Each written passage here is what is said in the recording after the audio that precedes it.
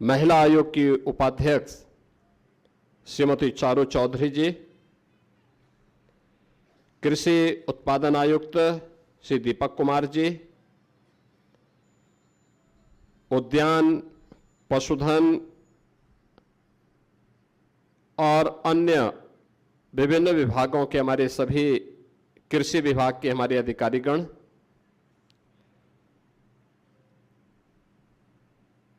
अन्नदाता किसान बहनों और भाइयों, मैं सबसे पहले इस खरीफ गोष्ठी में आप सबका मैं हृदय से स्वागत करता हूं, अभिनंदन करता हूं।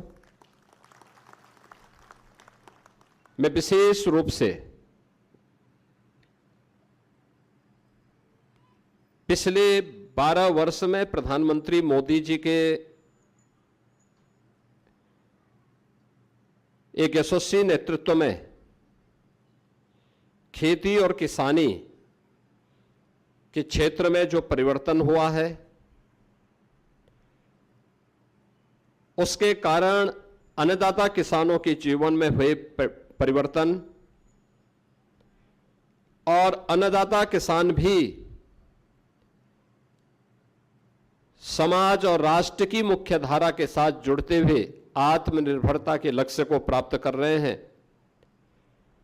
ये सब देख करके सुखद अनुभूति होती है।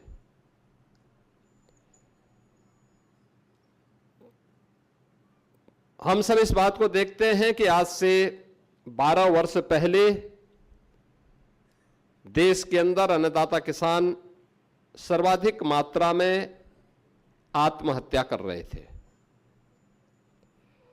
अगर हम 2005 से लेकर के 2014 के बीच के इस कालखंड को देखें, लाखों की संख्या में देश भर में किसानों ने अलग अलग स्थानों पर आत्महत्या की थी। आत्महत्या के पीछे भी एक त्रासदी थी। अच्छी क्वालिटी का बीज न मिलना, लागत का बढ़ना, उत्पादन का कम होना, अन्नदाता किसान को एमएसपी का सही दाम न मिलना, आपदा से बचाव के लिए कोई उपयुक्त प्रबंधन न होना और उन्हें कोई राहत न उपलब्ध करवाना, और अगर अपनी किस्मत से अन्नदाता किसान ने मेहनत करके अन्न उत्पादन कर भी दिया तो उसके क्रय की कोई उचित व्यवस्था नहीं थी, उसका कोई अच्छा एमएसपी नहीं मिल पाता था। स्वतंत्र भारत में पहली बार हुआ है जब अन्नदाता किसान को देश के अंदर कोई सरकार कह रही होगी कि जैसे हम अपने उत्तम स्वास्थ्य के लिए अपना हेल्थ चेकअप करवाते हैं, ऐसे ही धरती माता का भी स्वास्थ्य का परीक्षण होना चाहिए और सॉयल हेल्थ कार्ड अनिवार्य रूप से प्रधानमंत्री जी ने सभी अन्नदाता किसानों के लिए फ्री में उपलब्ध कराने का कार्य 2014 में प्रारंभ किया। प्रधानमंत्री किसान फसल बीमा योजना, प्रधानमंत्री कृषि सिंचाई की योजना, इसको लागू करवाया। देश का लाखों करोड़ रुपया दलहन और तिलहन के आयात में हमें खर्च करना पड़ता था, दुनिया के देशों को देना होता था, उसको अच्छे किस्म के बीज अन्नदाता किसानों को देकर के दलहन और तिलहन के उत्पादन को बढ़ावा देने के लिए विशेष अभियान प्रारंभ करने की कार्रवाई, और हमारा अन्नदाता किसान साहूकार के सामने हाथ नहीं फैलाएगा, कर्ज के नीचे नहीं दबेगा। इसके लिए प्रधानमंत्री जी के द्वारा प्रधानमंत्री किसान सम्मान निधि का लाभ उपलब्ध करवाना, मंडी में व्यापक रिफॉर्म की कार्रवाई को आगे बढ़ाना, किसानों के लिए की गई ये घोषणाएं, और प्रदेश में जब डबल इंजन की सरकार आई तो हमारी सरकार ने भी इस कदमों को मजबूती के साथ आगे बढ़ाने का कार्य किया। आज मैं कह सकता हूं, अन्नदाता किसान के लिए जो कदम हम सब ने उठाए हैं वह अभूतपूर्व हैं। हमारी सरकार की पहली कैबिनेट 2017 में हुई इस बात को लेकर के थी कि कर्ज के नीचे जो किसान दबे हुए हैं उन किसानों को उससे मुक्त करने के लिए हमने फसल ऋण की एक विशेष योजना प्रारंभ की थी। वहीं से योजना प्रारंभ हुई। पहली बार उत्तर प्रदेश के इतिहास में लागत का 1.5 गुना दाम अन्नदाता किसान को प्राप्त हो और जगह जगह सरकारी क्रय केंद्र खोल करके उसकी उपज को खरीदने की कार्रवाई प्रारंभ हुई। दशकों से प्रदेश के अंदर जो सिंचाई की परियोजनाएं लंबित थी, उन सिंचाई की परियोजनाओं को प्रारंभ करने, उन्हें पूरा करने का कार्य किया। और मुझे बताते हुए प्रसन्नता है कि बाणसागर परियोजना हो, सरयू नहर राष्ट्रीय परियोजना हो या बुंदेलखंड से जुड़ी हुई परियोजनाएं, इन सभी परियोजनाओं को हम लोगों ने लग करके पूरा किया और पूरा करने के साथ ही 24 लाख हेक्टेयर भूमि को अतिरिक्त सिंचाई की सुविधा उपलब्ध करवाई है। पहली बार हुआ है जब निजी नलकूप यानी सरकारी नलकूप में तो हम फ्री में पानी देते ही है, बिजली देते ही है, लेकिन निजी नलकूप में भी किसानों को फ्री में बिजली देने की व्यवस्था की। उस सारा पैसा 3000 करोड़ रुपए हम अपने सरकार के खजाने से भरते हैं, लेकिन किसान को राहत हो इसके लिए कदम उठाए हैं। ये पहली बार हुआ। अन्य अनेक प्रकार के कदम उठाए गए और आज मैं मानता हूं उत्तर प्रदेश जैसे राज्य में, उत्तर प्रदेश देश के अंदर सबसे अच्छी उर्वरा भूमि रखता है। दुनिया के अंदर सबसे ज्यादा सिंचित भूमि हमारे पास है। अगर हम इस भूमि को देखें कि कितना प्रतिशत, हमारा लगभग 86% भूमि सिंचित है। तीनों प्रकार की फसलें यूपी के अंदर आज के दिन पे ली जा रही हैं, रबी की भी, खरीफ की भी और जायद की भी। तीनों प्रकार की फसलें यूपी के अंदर ली जा रही हैं। किसान जहां मेहनत कर रहा है वहां उसको अच्छा दाम भी मिल रहा है।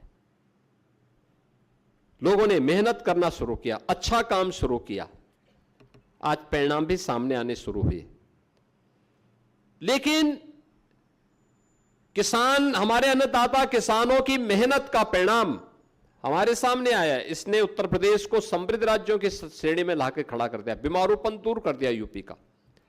8% से कृषि विकास की दर को लगभग 18% तक पहुंचाने में सफलता प्राप्त की है हमारे अन्नदाता किसानों ने। खाद्यान्न में आत्मनिर्भरता के लक्ष्य को प्राप्त किया। आज उत्तर प्रदेश देश के अंदर सबसे ज्यादा खाद्यान्न उत्पादन करने वाला राज्य है, जबकि क्षेत्रफल में यूपी देश के अंदर चौथे स्थान पे आता है। चौथे स्थान पर है, लेकिन सबसे ज्यादा खाद्यान्न उत्पादन कर रहा है, सबसे ज्यादा चीनी मिलों का संचालन कर रहा है, सबसे ज्यादा चीनी उत्पादन कर रहा है, सबसे ज्यादा इथेनॉल का उत्पादन कर रहा है, सबसे ज्यादा आलू का उत्पादन कर रहा है, वेजिटेबल का उत्पादन कर रहा है, सबसे ज्यादा दुग्ध का उत्पादन कर रहा है। ये इसलिए हो पाया है क्योंकि सरकार के साथ साथ अन्नदाता किसानों ने भी मेहनत करना प्रारंभ किया और उसका परिणाम हम सबके सामने है। ये सरकार अलग अलग फसलों के समय में, रबी के समय रबी गोष्ठी, खरीफ के समय खरीफ गोष्ठी इसीलिए करती है कि हम अन्नदाता किसानों को बीज की क्वालिटी के बारे में बता सकें, तकनीक के बारे में जानकारी दे सकें, शासन की योजनाओं से अवगत करा सके और सरकार आगे क्या कदम उठाने जा रही है इसके बारे में उनके सुझाव को भी ले सकें। कहां पे परेशानी है। हम सबका मानना है कि आत्मनिर्भरता के लक्ष्य को प्राप्त करना है तो अन्नदाता किसान उसका माध्यम बनेगा। अन्नदाता किसान से इस लक्ष्य को हम आगे बढ़ाने में सफल हो सकते हैं और हमारा अन्नदाता किसान शोषण से मुक्त हो, अभाव से मुक्त हो, अन्नदाता किसान के सामने किसी प्रकार की कोई चुनौती न हो। जहां सरकार का काम उन सभी बैरियर को हटाना है, वही सरकार का काम यह भी है कि हम सुविधा संपन्न करने के साथ साथ किसान को मंडी के साथ जोड़ने का काम भी करें। अच्छा सीड उसे उपलब्ध हो सके, समय पे जो भी उसकी आवश्यकताओं की पूर्ति करने में सहायक हो सके। और आज उत्तर प्रदेश जैसे राज्य में सफलतापूर्वक संभव हो पा रहा है। इस संभव का ही परिणाम है कि देश के अंदर लगभग 11% भूमि में हम 21% खाद्यान्न उत्पादन कर रहे हैं। यानी भारत की कुल कृषि उत्पादन की कृषि योग्य भूमि की केवल 11% यूपी के पास है। आबादी 16 से 17% है, लेकिन खाद्यान्न हम इसी भूमि में उत्पादन कर रहे हैं 21% खाद्यान्न का उत्पादन हमारा अन्नदाता किसान पैदा कर रहा है। तमाम खाद्यान्न में, वेजिटेबल्स में, औद्यानिक फसलों में उत्तर प्रदेश आज देश को लीड कर रहा है। लेकिन इन सब के बावजूद हमारे सामने चुनौतियां भी हैं और मुझे लगता है देश के अंदर कमोबेश बहुत कम ऐसे राज्य होंगे जिन्होंने किसान के साथ साथ किसान के जो सह किसान हैं, बटाईदार, उनको भी और उनके परिवार के सदस्यों को भी किसी भी आपदा में हादसे का शिकार होने पर मुख्यमंत्री कृषक दुर्घटना बीमा योजना से कवर करने का काम किया। हर वर्ष 1000 करोड़ रुपए हम खर्च करते हैं। कोई किसान किसी आपदा की चपेट में आ गया, अतिवृष्टि से, अनावृष्टि, किसी लू से, किसी आकाशीय बिजली का शिकार हो गया, वन्य जीवों के संघर्ष में शिकार हो गया, 5 लाख रुपए की सहायता अगले 24 घंटे के अंदर उस परिवार को उपलब्ध करवाने का कार्य सरकार करती है। देश के अंदर अन्य राज्यों में नहीं, हम यूपी के अंदर उपलब्ध करवा रहे हैं।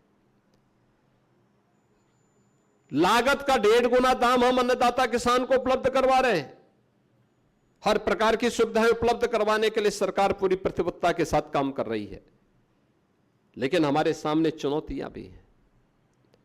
अच्छा बीज मिले, इसके लिए पूर्व प्रधानमंत्री भारत रत्न चौधरी चरण सिंह जी के नाम पर लखनऊ में सीड पार्क का भी निर्माण किया जा रहा है। कुशीनगर में कृषि और प्रौद्योगिकी विश्वविद्यालय का निर्माण किया जा रहा है। कृषि विज्ञान केंद्र आज किसानों को उत्तम तकनीक देने और बीज की क्वालिटी के बारे में जानकारी के एक माध्यम बने हैं। इस सब के बावजूद बहुत कुछ किए जाने की आवश्यकता है। मेरा मानना है जितना हमने अपना उत्पादन बढ़ाया है, इस उत्पादन में अभी लगभग 3 गुना और हम वृद्धि कर सकते हैं। हमें बीज की क्वालिटी को देखना होगा, तकनीक को अपनाना पड़ेगा और समय पे खेती बाड़ी को और फसल चक्र को अपनाना पड़ेगा। उत्पादन अपने आप बढ़ता हुआ दिखाई देगा और इसीलिए आज मैं आपके पास आया हूं आपसे कहने के लिए हम उस दिशा में कार्य अपना प्रारंभ करें। ये चुनौती है सबसे पहली, खेत में सही बीज किसान को प्राप्त हो।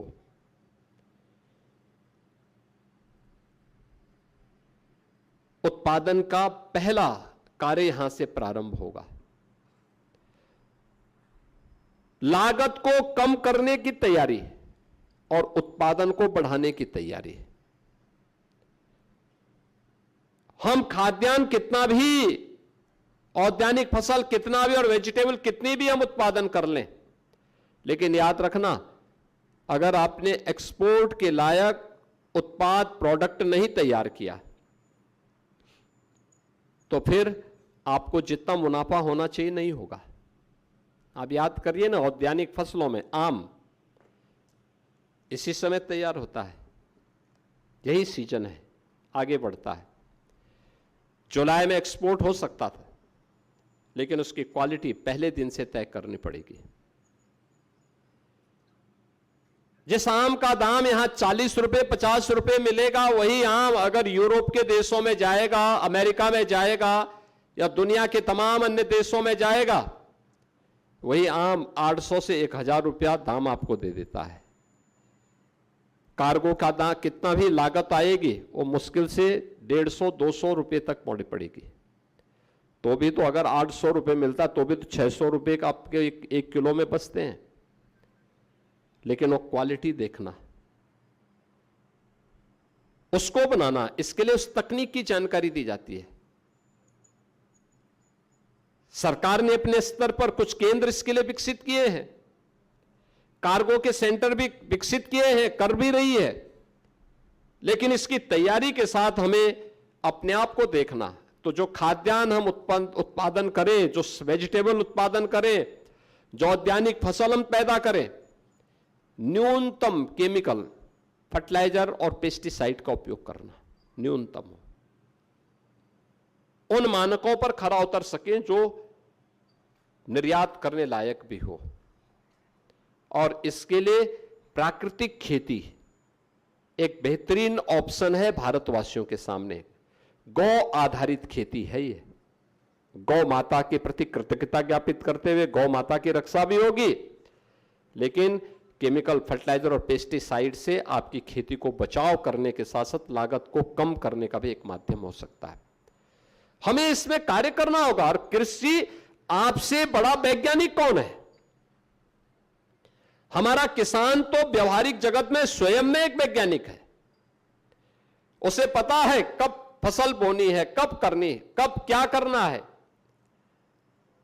लेकिन उसको आपस में तारतम्य के साथ जोड़ने की तैयारी है। अतिवृष्टि अनावृष्टि से बचने के लिए हमें अभी से मौसम विभाग के द्वारा दिए जाने वाले समय समय पर बुलेटिन को अपने साथ जोड़ना और उसके अनुरूप अपनी फसल चक्र को तैयार करना। ये सभी कार्य अगर हम आगे बढ़ा सकते हैं तो किसान की आमदनी बढ़ेगी, साथ साथ फसल की विविधीकरण की तरफ भी ध्यान देना है। सहफसली लेना, गन्ना के साथ ले सकते हैं आप, अन्य फसलों के साथ भी, वेजिटेबल्स के साथ भी आप उसको ले सकते हैं। जो किसान कर रहा है अच्छा मुनाफा कमा रहा है और मुझे प्रसन्नता है उत्तर प्रदेश में किसानों ने इन सभी तकनीकों को अपने यहां अपनाने में कोई कोताही नहीं बरती, तेजी के साथ वे उधर बढ़े हैं। मुझे गत वर्ष मध्य यूपी में कई जनपदों में जाने का अवसर प्राप्त हुआ था और मैंने देखा वहां का अन्नदाता किसान जैसे ही गेहूं की फसल अपने काटा, वह तत्काल उसने अपने खेत में मक्का की खेती प्रारंभ कर दी। और मैंने स्वयं कृषि मंत्री जी ने उन खेतों में जाकर के देखा। हम लोगों ने जब उन किसानों से पूछा भी इससे कोई मुनाफा हुआ, उन्होंने कहा हाँ साहब, प्रति एकड़ 1 लाख रुपए की बचत उनको हो रही, 1 लाख रुपए प्रति एकड़। यानी पहले यूपी में सिंचाई की सुविधा नहीं थी, सुरक्षा की व्यवस्था नहीं थी, क्रय केंद्र नहीं थे, सरकार की कोई सुविधा नहीं मिलती थी, तो वही किसान एक फसल 2 फसल बामुश्किल बोता था, अच्छे बीज भी नहीं मिल पाते थे। आज वही किसान अपने खेत में 3-3 फसल ले रहा है, अच्छा मुनाफा कमा रहा है, अच्छी दिशा में आगे बढ़ा है, बिना कुछ टैक्स बढ़ाए हम लोगों ने प्रदेश के अंदर किसान को कई अच्छा पैसा एमएसपी के माध्यम से देना प्रारंभ किया। गन्ना किसानों के बारे में शाही जी बता रहे थे ना कि 2016-17 में 300 रुपए था, आज हम प्रति क्विंटल 400 रुपया किसान को दे रहे हैं, 400 रुपया। यानी ये चीजें दिखाती हैं कि सरकार लगातार इस दिशा में कार्य कर रही है और हम सभी लोग मिलकर के इसमें अगर सहयोग कर लें तकनीक को समय पे उत्पाद अपना ले, अच्छी क्वालिटी के बीज अपना ले, केमिकल फर्टिलाइजर और पेस्टिसाइड को न्यूनतम स्तर पर लाने और उसको प्राकृतिक खेती की तरफ ले जाने का कार्य करेंगे तो उसका बेहतरीन लाभ हम सबको प्राप्त होगा। आज के इस अवसर पर खरीफ गोष्ठी इस फसल के दृष्टि से बहुत महत्वपूर्ण है और ये सौभाग्य की बात है कि यूपी में तीनों प्रकार की फसल को यूपी का किसान यहां व्यापक पैमाने पे उत्पादन करने का काम करता है। ये खरीफ की गोष्ठी खरीफ की फसल की चुनौतियों के बारे में, हमें तकनीक का उपयोग करते हुए फसल चक्र को ध्यान में रखते हुए जो भी परिस्थिति आपके सामने आती है उसका मुकाबला हम कैसे कर सकते हैं, क्योंकि इस बार मानसून औसत से कम दिखाया जा रहा है। हमारी रणनीति क्या होनी चाहिए? खरीफ गोष्ठी उसमें आपको एक गाइडेंस का काम कर सकता है, सही दिशा देने का काम कर सकता है। इस विश्वास के साथ मैं आज के इस अवसर पर इस खरीफ गोष्ठी में आए हुए आप सभी अन्नदाता किसानों का मैं प्रदेश सरकार की ओर से हृदय से स्वागत करता हूं, अभिनंदन करता हूं। कृषि मंत्री जी और उनकी पूरी टीम को गोरखपुर में 3 मंडलों की इस खरीफ गोष्ठी के लिए हृदय से धन्यवाद भी देता हूं और विश्वास करता हूं कि आत्मनिर्भर और विकसित भारत के लिए आत्मनिर्भर और विकसित खेती किसानी ये आज की आवश्यकता है और चुनौतियों के समय भी हमारा अन्नदाता किसान अपनी खेती बाड़ी से अपने आप को बाहर नहीं किया था। कोविड कालखंड में हमने आपकी ताकत को देखा है, आने वाले समय में भी हम उन देश के सामने समाज के सामने आने वाली किसी भी चुनौती का मुकाबला इसी रूप में कर पाएंगे। इस विश्वास के साथ मैं इस खरीफ गोष्ठी के प्रति अपनी शुभकामनाएं देते हुए वाणी को विराम देता हूं। आप सबके प्रति अपनी शुभकामनाएं देते हुए आप सभी का खरीफ गोष्ठी में स्वागत करता हूं। धन्यवाद। जय हिंद। तो गोरखपुर से मुख्यमंत्री योगी आदित्यनाथ को आप सुन रहे थे। संयुक्त मंडलीय खरीफ उत्पादकता गोष्ठी 2026 जो है उसका आयोजन किया जा रहा है, जिसमें संबोधन आपने मुख्यमंत्री योगी आदित्यनाथ का सुना। उससे पहले आपको बता दें मुख्यमंत्री योगी आदित्यनाथ ने गोष्ठी का शुभारंभ किया था। गोरखपुर से ये लाइव तस्वीरें आप सभी तक पहुंचवाते हुए साथ ही सांसद रवि किशन भी मौजूद है। आपको बता दें इस दौरान मुख्यमंत्री ने जिक्र किया कि किस तरीके से 2017 के बाद से जो कृषि प्रणाली है राज्य में वो बेहतर होती नजर आई है। अगर उन्होंने क्षेत्रफल के हिसाब से बात की तो उत्तर प्रदेश जो है वो क्षेत्रफल के हिसाब से भारत का चौथा सबसे बड़ा राज्य है, लेकिन आज कृषि उत्पादकता में जो बेहतरीन योगदान उत्तर प्रदेश के किसानों की ओर से देखने को मिलता है वो सराहनीय है। साथ ही उन्होंने केंद्र सरकार की कई किसान हितैषी जन कल्याणकारी योजनाओं का जिक्र करते हुए कहा कि आज खरीफ के सीजन के दौरान किसानों को जो है भारी मुनाफा होता है और अगर किसी कारणवश किसानों को नुकसान होता है तो सरकार जो है उस विषय पर गंभीरता से विचार विमर्श करती है और सरकारी खजाने का इस्तेमाल कर किसानों को आर्थिक परेशानियों का सामना नहीं करने देती। तो ये लाइव तस्वीरें गोरखपुर से आप सभी तक पहुंचाते हुए जहां खरीफ उत्पादकता गोष्ठी का शुभारंभ सीएम की ओर से किया गया। साथ ही बता दें गोरखपुर से ये लाइव तस्वीरें संबोधन आपने कुछ समय पहले सीएम का सुना। संयुक्त मंडलीय खरीफ उत्पादकता गोष्ठी 2026 का आयोजन जो है वो किया जा रहा है। इसका शुभारंभ मुख्यमंत्री योगी आदित्यनाथ ने किया है। वहीं गोष्ठी में आपने संबोधन भी सुना मुख्यमंत्री योगी आदित्यनाथ का। साथ ही आपको बता दें कई किसान परिवारों को जो है मुख्यमंत्री इस समय सम्मानित करते नजर आ रहे हैं, चेक वितरित वो कर रहे हैं। इस धनराशि का लाभ जो है पात्र किसानों तक पहुंचा रहे हैं। आपको बता दें स्टेज पर मंच पर जो है मौजूद है गोरखपुर से भाजपा सांसद रवि किशन। आपको बता दें गोरखपुर दौरे पर हैं मुख्यमंत्री योगी आदित्यनाथ। इसी बीच उनकी तरफ से इस गोष्ठी का शुभारंभ किया गया।